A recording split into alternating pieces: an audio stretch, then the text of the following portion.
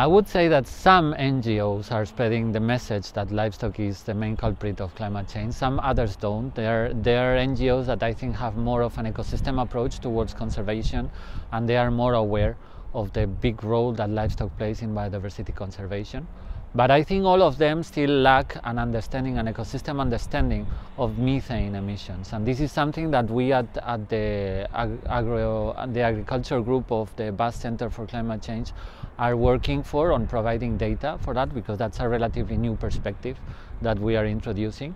You have to at least give a first estimate of what the emission of methane by wild herbivores is, in order to be able to compare it with the methane that livestock is emitting.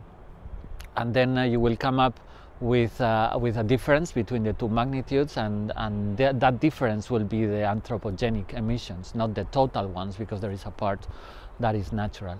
So I think regarding the climate discourse, there's no one to blame, but rather just studies that have tried to come up with a solution for methane emissions, and that didn't think of the ecological implications, because it's also not common that an ecologist is working on life cycle analysis.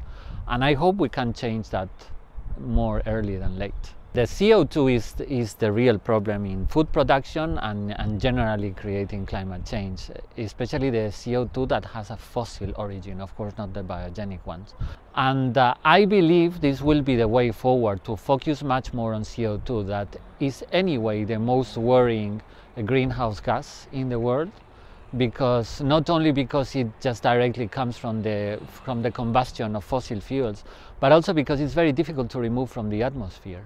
There is a part of the CO2 that can last in the atmosphere for thousands or tens of thousands of years, and we are giving a legacy to future generations that will not be easy to manage.